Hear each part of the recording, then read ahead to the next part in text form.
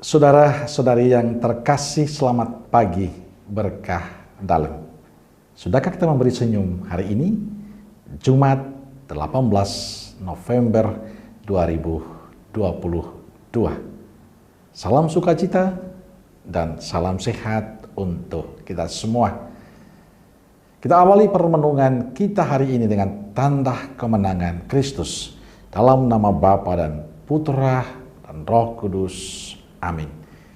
Permenungan kita diambil dari Injil Lukas bab 19 ayat 45 sampai 48. Lalu Yesus masuk ke bait Allah dan mulailah ia mengusir semua pedagang di situ. Katanya kepada mereka, "Ada tertulis, rumahku adalah rumah doa, tetapi kamu menjadikannya sarang penyamun." Tiap-tiap hari ia mengajar di dalam bait Allah. Imam-imam kepala dan ahli-ahli Taurat serta orang-orang terkemuka dari bangsa Israel berusaha untuk membinasakan dia. Tetapi mereka tidak tahu bagaimana harus melakukannya, sebab seluruh rakyat terpikat kepadanya dan ingin mendengarkan dia. Saudaraku yang terkasih, Injil Lukas hari ini menyampaikan pesan Yesus tentang bait Allah. Yesus ingin menegaskan bait Allah sebagai tempat doa, bukan sarang penyamun. Ia berkata, ada tertulis, rumahku adalah rumah doa, tetapi kalian telah menjadikannya sarang penyamun.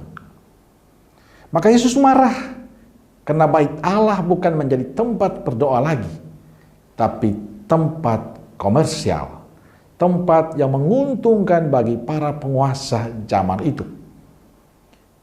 Karena itu Yesus mengusir para pedagangnya dan menegaskan, rumahku adalah rumah doa.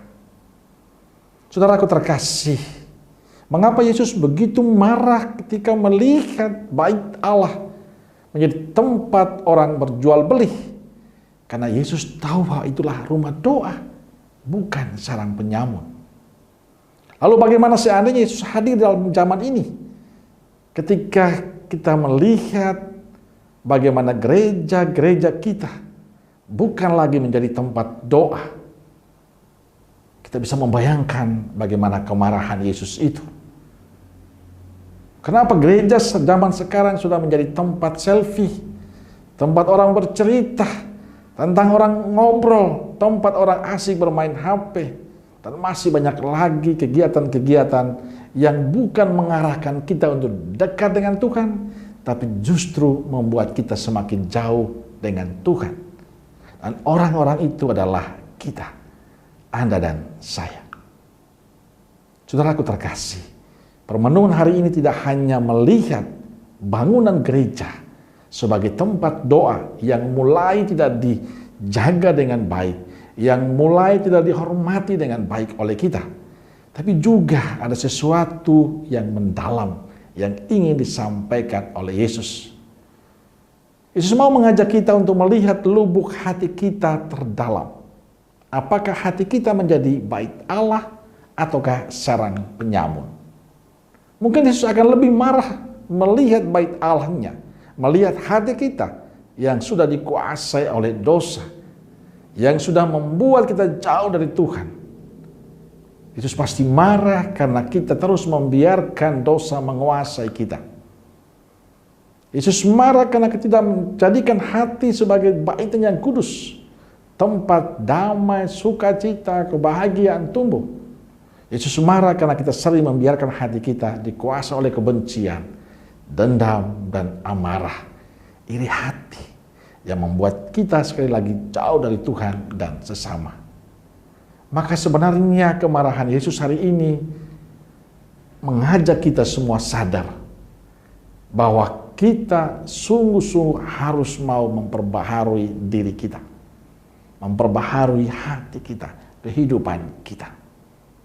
Tidak hanya sekedar mau bertobat atau memperbaharui diri saja, tapi bagaimana kita membangun sikap hidup yang baik.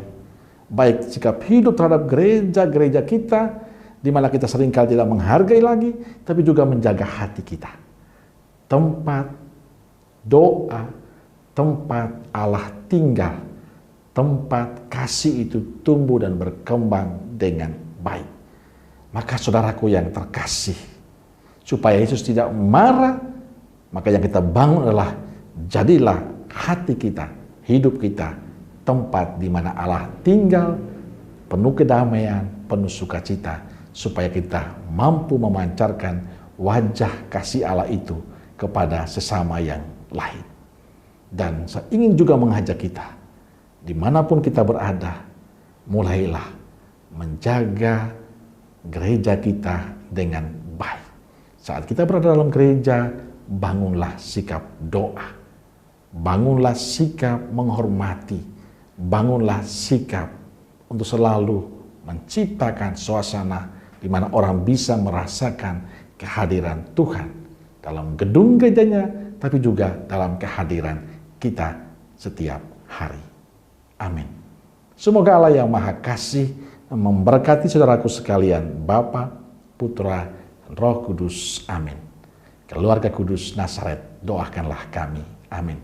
Berkah dalam.